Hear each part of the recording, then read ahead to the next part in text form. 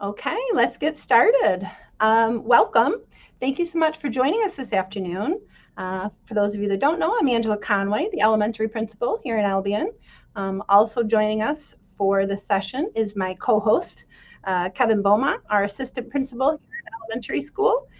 First, I'd like to let you know just a little bit about how the session will go. I have some slides with information that I'll be presenting to you, and for the sake of time, I'm going to go through the slides and make sure that I'm able to share all the information. So I do have guest microphones turned off, and instead the chat feature can be utilized.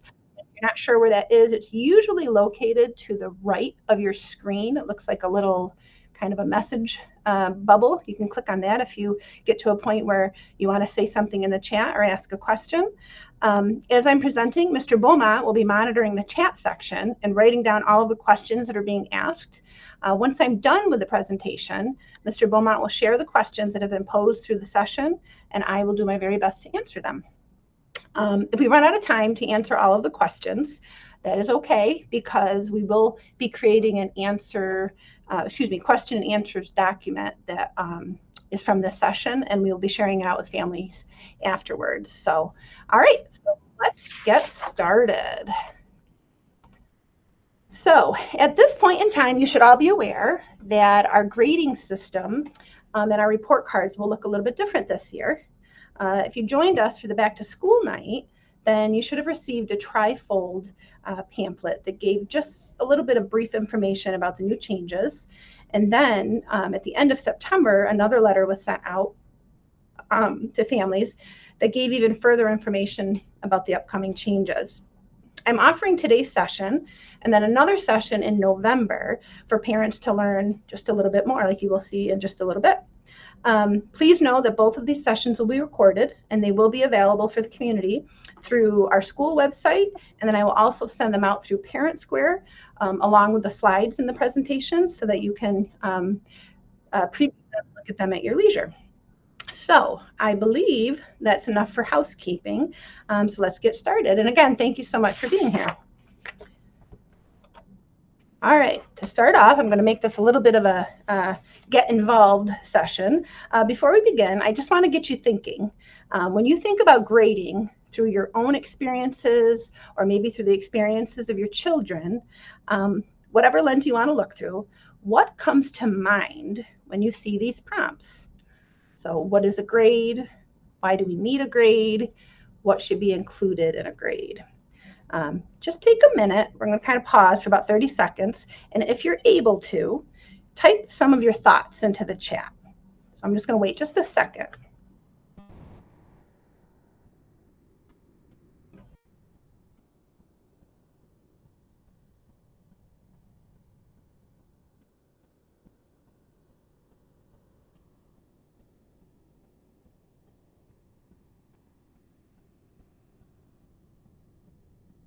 I'm thinking either some of you can't quite do this on your device. There we go. We have some coming in.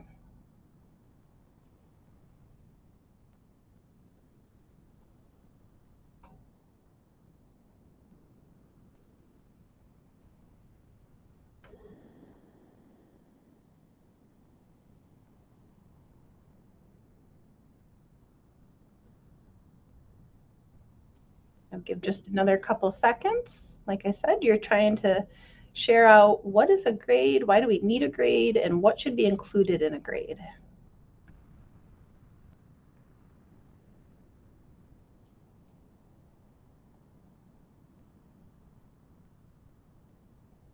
These are all great coming in. I'm just going to read a few of them off. So we've got a score to determine mastery of a subject, to help show how our child is progressing or adapting to a subject, to determine where the strengths and weaknesses are, to be able to see or have a view of how our kids are doing on homework or school assignments. Okay. Some other popular responses sometimes are just for feedback, communication, student success. So these are never easy questions, and I'm sure if we had 500 people on this session, we would probably continue to get a wide variety of different responses. So Why standards-based grading? So as far as our district, just like any other district that uses standards-based grading, there are a couple areas that we really specifically want to focus on. So first, it's really important to know that unfortunately there is absolutely no perfect grading system out there. It just doesn't exist. There isn't a perfect objective grading system that will perfectly measure everything that we intend to measure. But our goal with standards-based grading is to minimize that subjectivity and be as accurate as possible, and then also to pursue clear and informative grades. Just making sure that the grades are really a communication tool. All right, so this is just one snapshot of many that are out there, but there are a lot of challenges when it comes to a traditional grading system, which is what we are moving away from currently. By traditional, I mean the letter grades like A, B, C, D, F, or the 100-point scale, 75, 80, 90, both of which are very hard to truly communicate student learning. There's a lot of good literature, if you're interested, out there on this subject. And Thomas Guskey, which is the person that I pulled this from, he's the author of this article. He's just one of the great minds that has spent like decades researching best practices with grading. So we've done a lot of research as to not only will work what it should look like here in Albion, but also what are other schools doing and being successful with their communication tools. All right, so I mentioned the 100-point scale. So before the school year, the elementary school here was using 100-point scale as their grading system. I just want to take a minute to talk a little bit about why it has presented a challenge in communicating student progress effectively. So if you take a look at that slide that is projected, you'll see what maybe a typical grade book would look like. So hopefully you can see right over here where my arrow is. So on the left side, we have 7 different students, and according to their average, they all have a 79 or a letter grade of C. When you think about communicating student needs or student progress, let's just kind of look at how we figure that out when we look at this grade book. So again, they all have a 79, but each student, if you look closely, looks very different. There's probably a different story behind that. So for example, student number 1 looks like they started out with a 59 and they gradually got a little bit better, 59, 69, 79, 89, 99. So they gradually made progress, but if you average all of those, you get a 79. Now go ahead and take a look at student number 6. So student number 6, look at all of those high grades. They got a 98, a 98, a 99, 100, but unfortunately that first unit they got a 0, so they're also considered, according to this type of grading system, a C student.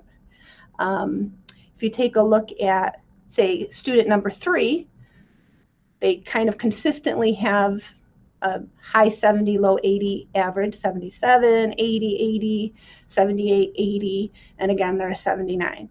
Now, if you really look at all of that, that really says that all students are the same based on their grade, but I think you can tell just by looking at those grades, they tell some different stories. I don't really know from that 79 what some of those students are struggling on. I don't know what skills, I just know an overall average. So again, it does say 79, but a 79 to one student might be a little bit different to a 79 to another student. These grades are based on averages over all of the unit assessments. So let's just look at this next slide. I can find my arrow here. There we go. So some other variables that can sometimes play a role in the traditional grading system are those extraneous factors, and you can see a list of them there. So let's just say I want to measure a student's understanding of fractions, just like right there on that slide. On one hand, let's say I have a student that is constantly raising their hand. They do every homework assignment because their parents stay right on top of them each night. They brought back their permission slip, so the teacher gave them some extra credit. Again, the parents are on top of things, so they brought that slip back, and they are always being very well behaved in class. On the other hand, there's a student that is pretty quiet, so they often don't participate. They are many times missing their homework because their mom and dad maybe both work in the evening, and they spend many nights at their babysitters. So surprise, surprise, their parents didn't send back that permission slip because it got lost in the transition back and forth to different places. And for some reason, the student can be a little grumpy sometimes. Now, they were both assessed on their knowledge of fractions, and both had a very firm understanding of fractions.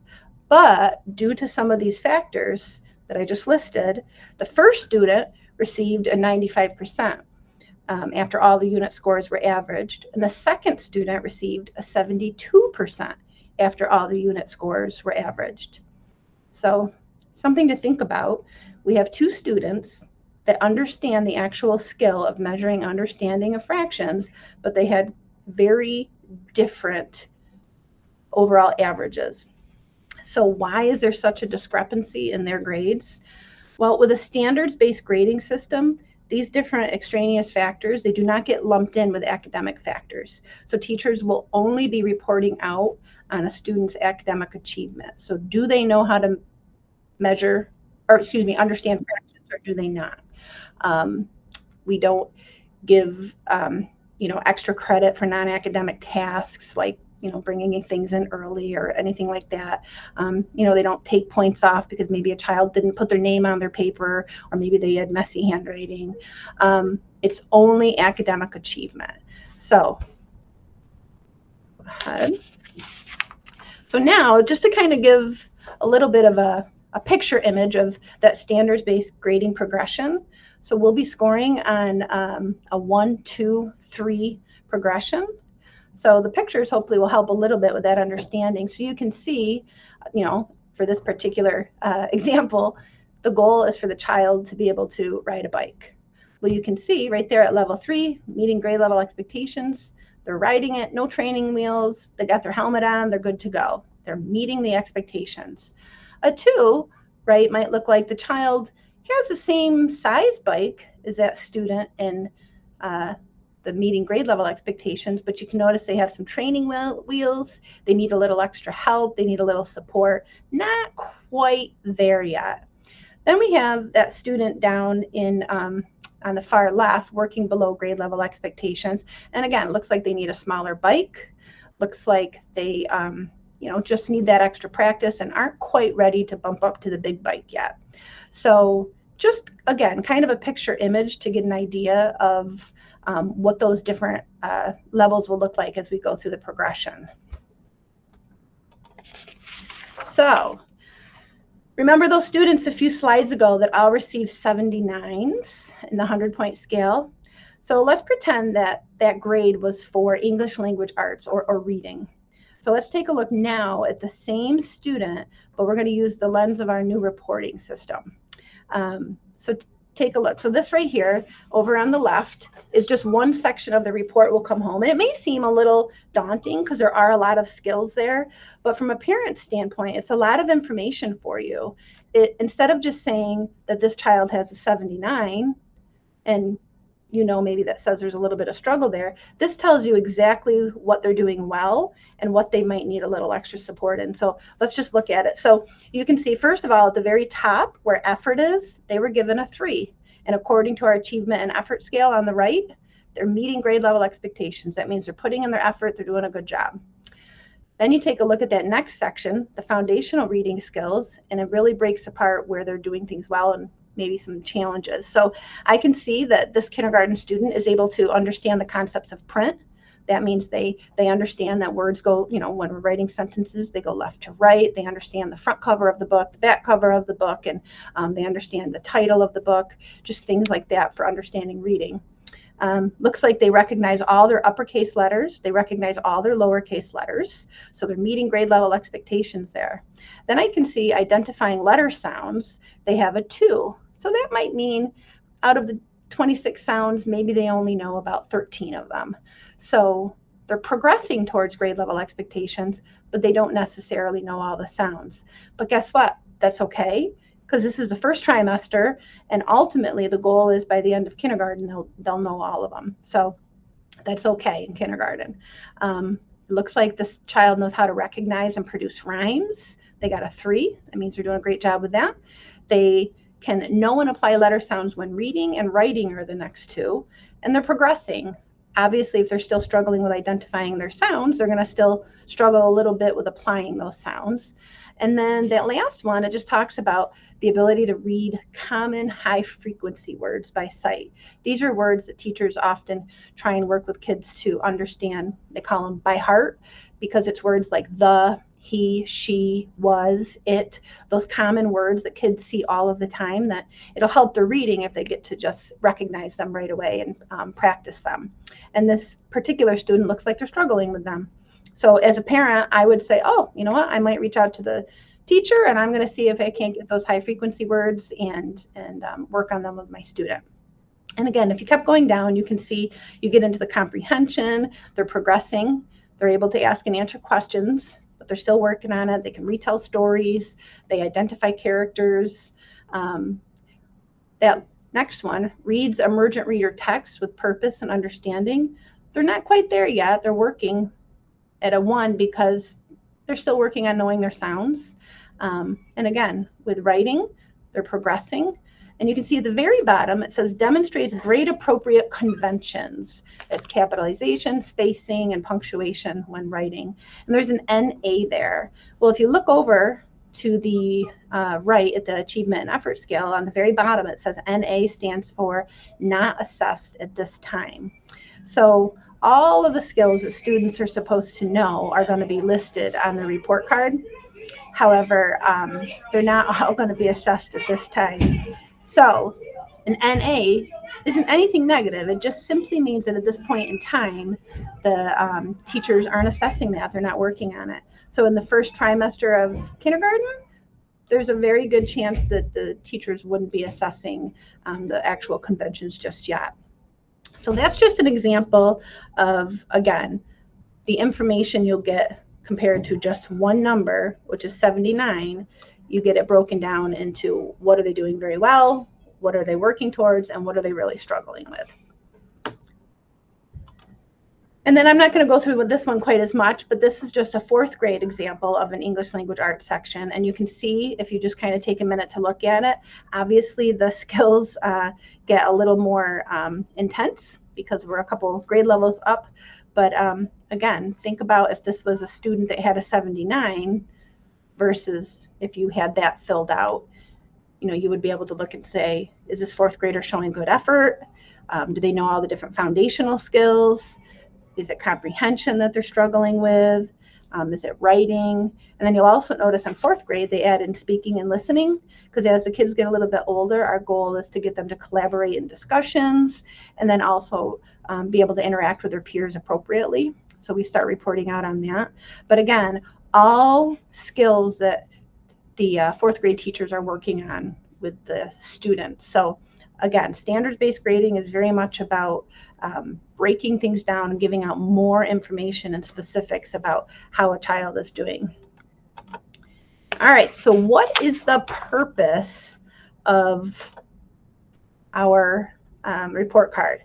Well, the purpose of the elementary report card is, and I'm just going to read it, to communicate to parents and guardians and educators the learner's level of progression through the standards, to show evidence of learning and areas for continued growth. So when we think about what the purpose of our report card here in the elementary school is, it's really just to communicate to the parents and then also for the teachers to be paying attention how a child is showing growth. It's going to guide teachers' instruction. It's going to help them differentiate so that each student is receiving what they need. And so, yeah, so we're pretty excited about that. All right.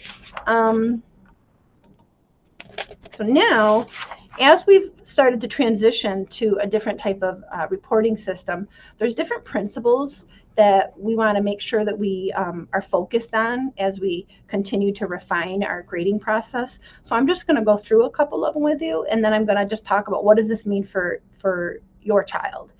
So the first one is that our goal is for grades and reports to be based on clearly specified learning goals and standards. So you can see, what does this mean for your child? It just means that no matter what grade they're in, and no matter what teacher they have, they'll be graded using the same standards. We use New York Next Generation standards. So if they're in first grade, everyone will be looking at first grade standards. If they're in fifth grade, everyone will be grading them on fifth grade standards. The next principle that we are focusing on is just that evidence used for grading should be valid. So again, what does this mean for your child? Well, your student is going to be regularly assessed on what they are taught, and teachers will collect multiple forms of evidence of student progress over the course of the school year. So that means, you know, we may have all seen sometimes when there is an assignment or a test, and it's maybe a four question quiz. Well, if a student gets one wrong, that becomes a 75% average, which isn't necessarily indicative of how the student is doing. It's just by the way percentages worked, it ended up being a 75. So we want to make sure that when we are looking at what students can do, that we're really making sure it's a valid measurement of their skills. For principle number 3 that we're really focusing on, we want to make sure that the grading is established based on a specific criteria, not on arbitrary norms. So they're going to be graded on the standards assessed, not on the different things, like I kind of said in the earlier slide, poor handwriting or no name on their paper. It's very much on what they can or can't do based on an established criteria. And the teachers have been doing a lot of work around that. So the principle number 4 that we're focusing on is that not everything should be included in grades. What does this mean for your child? Well, if you think about it, students really shouldn't be penalized for their early attempts in learning. When they're practicing, that's good. They should be practicing. It's okay if they make mistakes. Our ultimate goal is to get them to mastery.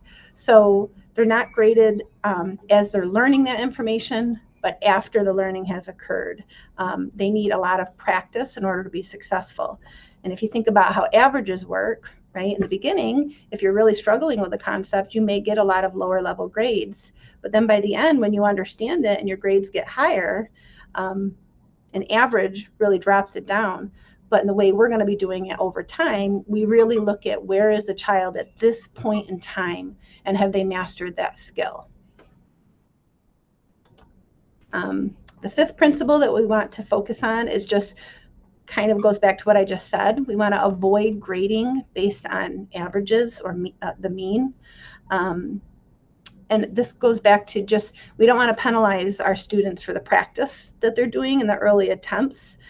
We really want them to be able to feel comfortable practicing and getting that help, and we want them focusing on their learning more than the grade in the beginning. And this also allows the teacher to really be able to report student progress on a standard using lots of evidence to gauge the student's progress. So averaging is really unnecessary in reporting whether or not a student is meeting grade level expectations at a specific point in time. It really boils down to different pieces of evidence collected as to whether or not a child's able to do a skill. And finally, the 6th principle that we want to make sure that we're focusing on is that focus on achievement, and then report other factors separately. So a student's academic achievement should be the only aspect that's included in their academic grade. For example, a student's math grades should reflect their math achievement. Other important behaviors, such as our SOAR expectations, are of the utmost importance to student success, and they will be communicated in the Eagle Way category of our report card, which I will show you a little bit later in the presentation. So again, can a child do the task? You think back to the earlier slide that I had talked about where you had the 2 students with a 79. Both of them were able to show mastery of the skill, but because maybe one child, again, didn't have as much help at home with homework, struggled a little bit with that, or again, maybe they just weren't quite as vocal as another student, so maybe they got marked down in participation and things like that. Our goal is, those are very important skills, participating and doing homework and things like that, but they ultimately should be reported separately from the academic achievement. All right, so many of you are going to obviously want to know, how is my child doing, and then how can I tell how my child is doing? So with this, I'm going to talk a little bit about how grades are going to be determined. So teachers will be looking at multiple skills within subject strands, and you could see that when I pulled up the ELA section of the report card a few slides back. There's multiple things that they're looking at, which means they're going to be looking at a lot of different points of evidence in ELA and math and science and social studies. And there's really no set number of data points. And what that means is, if, let's just say, a student is absent for a week, it doesn't mean that they have to make up every single assignment because they're getting an actual average grade on it.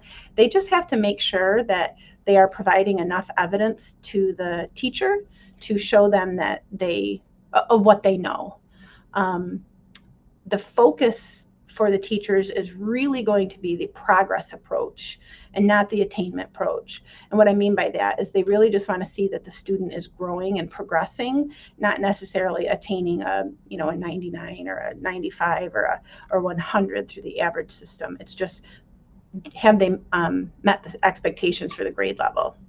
The most important part of standards-based grading is that we are looking at the most recent evidence of learning.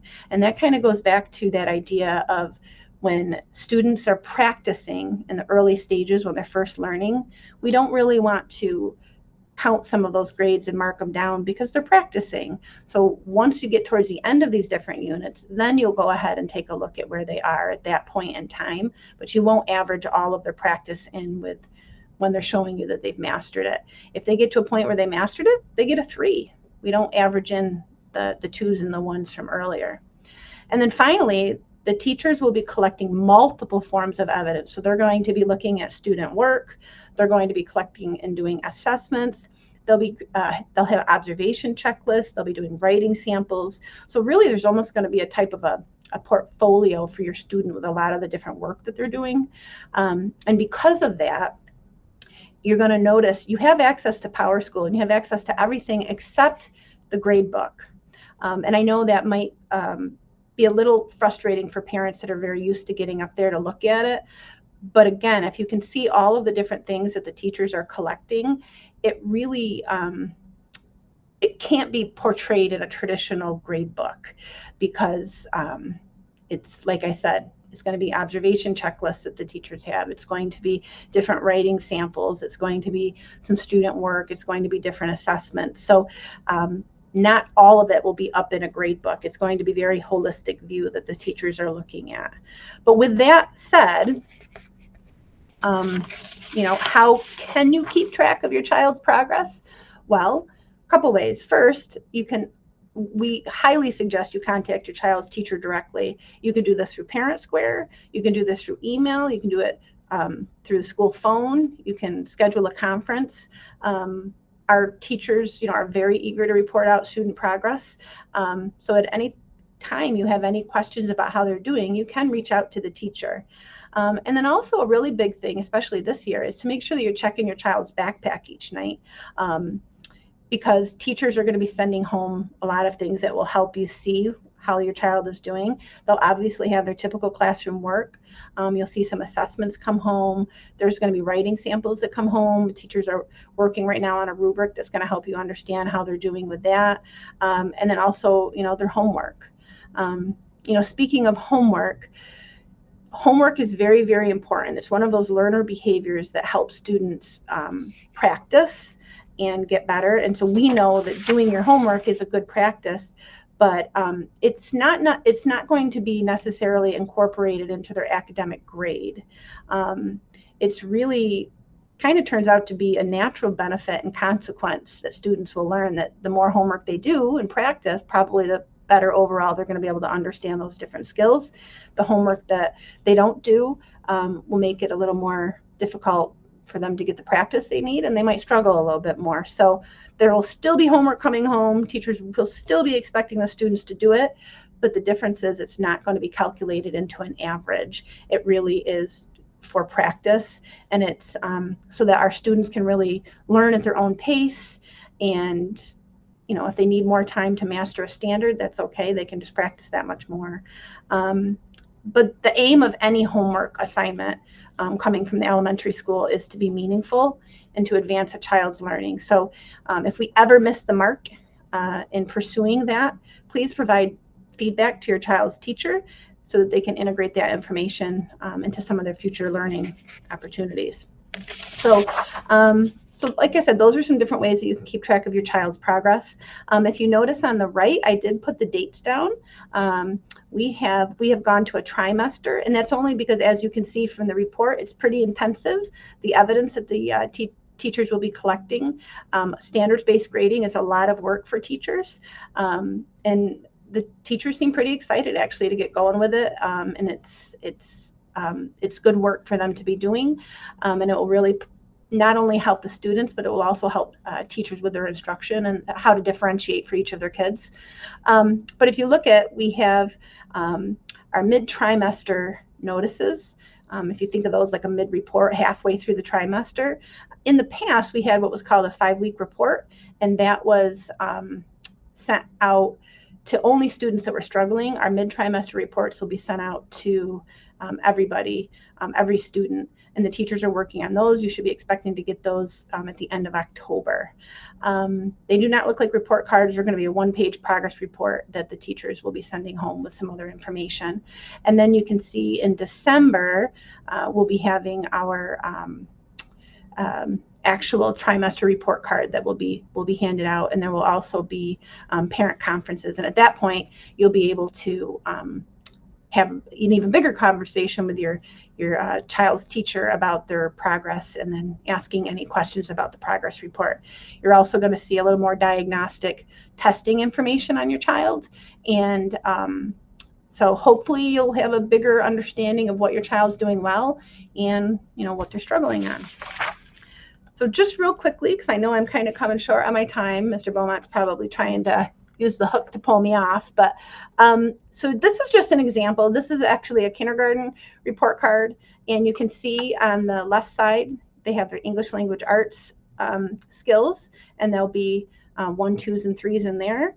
And then you can see on the other side they have their math skills, and they're broken up into different strands, so you'll be able to see how they're doing in math as well. That would be the front side. The back side of the report card has the special areas, and just like the general classrooms, our special area teachers are doing the same thing. So if just using PE as an example, you can see they're actually reporting out on 3 different domains. So at the top, they're going to be talking about the psychomotor domain. That basically is your child's manipulative skills, their spatial awareness, right? Their locomotor and non-locomotor skills.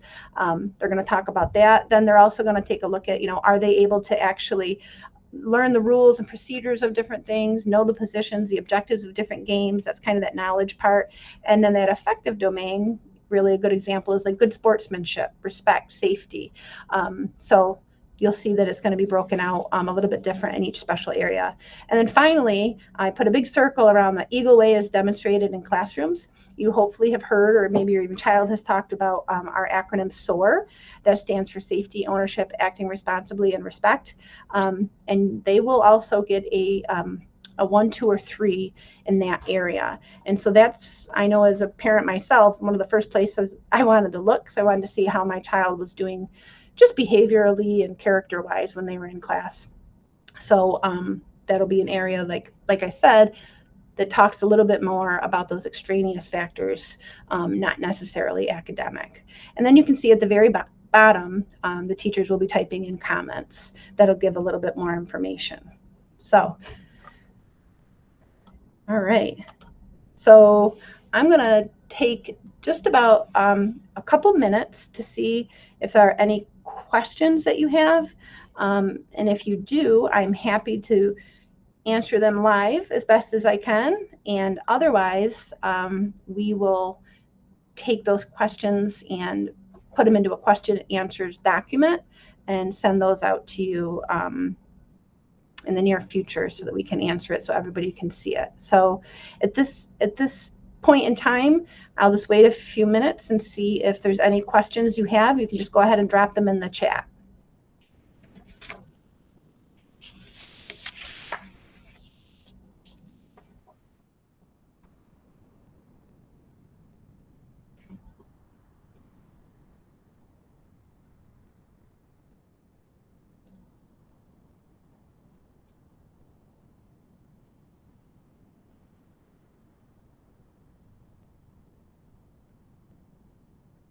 I must have done a really good job explaining. I'm not getting any questions.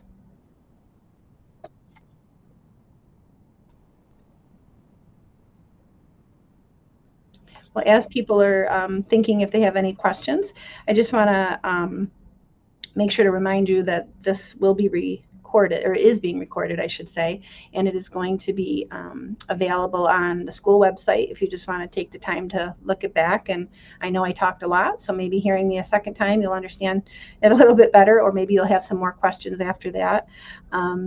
They'll also be sent out through Parent Square so that you can, like I said, have access to them there too. The slides. Oh, perfect. So I do have a question.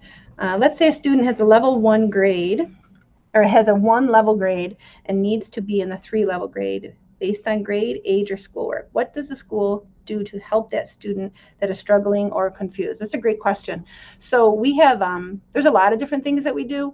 So we have a whole intervention team if it's significant enough that requires a child to be pulled out and worked with a parent, or excuse me, a teacher specifically for intervention.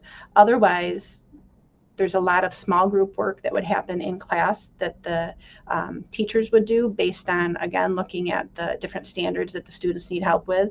But we do, if we're getting a lot of level 1s, that probably is going to indicate to the teacher that they're going to start what's called the SST process that we have there. That actually stands for Student Support Team. And what that does is it allows the teachers to let the intervention team know that there's a concern with the child's academics, and we all meet together and we look at their testing, we talk to the teacher, and we have conversations on what that student needs to be successful, and then we kind of create a plan, and then we contact the parent and we let them know that they need that extra help. With that in mind, though, I will say more than likely that first trimester you're going to see a lot of 2s, and you should, because these skills are expected to be mastered at the end of the grade level. So if you get to that report card in December and you see 2s and 3s, that's great. That's right where your students need to be at the first trimester. If you see 1s, those are the areas you might want to talk to your teachers about to see what you can do to help or what they can do to help as well. Let me just see, but is this only the elementary grading system? So good question. The question was, is this only happening at the elementary school? Yes, this is only happening at the elementary school. I can't speak for the middle school and high school in the future, but I know right now they are continuing on with traditional grading, especially in the high school, since they are tied to regents and things like that. So they are, for the time being, going to be a traditional grading system for the time being. What was the reason for the change in the previous grading system over to the new grading system? So it really came from a lot of conversation around the communication we were getting from parents. You know, when they were getting, say, 65 from their child, they knew that their child was struggling, but they didn't necessarily know what they were struggling for. So we wanted to be able to create a report that gave more information, specific information to parents, so that they could, like I said, understand exactly what their child was struggling in. And also a lot of the research, if I'm being honest, probably dating back almost 100 years, shows that traditional grading is not very equitable, and it often contains variables that don't really talk about their academic achievement. So our goal was, especially at the elementary school, we're a little bit different than the middle school and high school, right? We're not necessarily broken up by subjects. We're not necessarily doing regents. We are here to make sure that these students walk away from elementary school with knowing all of those foundational skills. So we decided we wanted to come up with a grading system that helped us track their level of progression at each skill instead of just lumping them all into one number. Let's see, I'm trying to see if there's any. It says, will all teachers leave notes? I'm guessing that means comments. And yes, the expectation is that all teachers will have comments on the report card. And I apologize if I didn't answer that correctly. You can clarify if I didn't, but all of the teachers will be putting comments on the report card.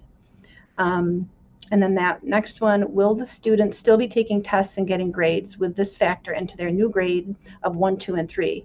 Also, is there any research that shows the impact of this grading system when transitioning from this system then back to a regular average grade like in middle school? That's a great question. Those are conversations that we're having with Mr. Pritchard and what that will look like. So I can tell you that's ongoing conversation. And as far as the tests and the grades, they still will be taking tests, and they might come home and you might see grades on them. But I'm just going to give an example on that. So let's just say that a child takes a unit test and they get an 89 on it. Well, there's going to be multiple different skills that are actually being measured. So they have an 89, but that might only be because there's 1 or 2 skills that they're struggling with, and there's 3 or 4 skills that they actually did really well. So the way that assessment is actually reported is a lot different than an 89. That is going to be reported based on the specific standards that the teacher is grading. So I'll take one more, and then any of the other ones we will absolutely, like I said, write these down and send them out through Parent Square. It says, was this system implemented last year? Looking at my child's pre-K report card, the grading looks similar. That's actually very good. Good question. So pre-K has actually, if you think about the little ones, they do a lot of skill reporting. So you would have seen a report card that looks similar to this. They continued with skill work. So now they actually pre-K through 5th grade will be very aligned in what the report cards look like. So pre-K did have a skill-based report card. The only difference is now this year, K through 5 has joined on to that as well. So, well, with that, I'm just going to say that I so very much appreciate your time and just the continued support. Please know that the slides in this recorded session will be available on the school website and will be sent out through Parent Square. I am always available to answer questions. If you don't know me very well, I love to talk about education and love to talk about learning, so I'd be happy to talk about any of this with you. I will, like I said, have Mr. Beaumont will collect all these questions and I will send these out. I will be doing another one of these presentations in November, so hopefully you can join us and we can answer more questions there as we continue to progress through the school year. So again, I just wanted to thank you, and I hope you guys all have a great night. We're just going to Mr. Beaumont and I are going to sit here for a minute and write down some of these questions. So feel free to take a minute to put a couple in, and then we're going to end the session for now.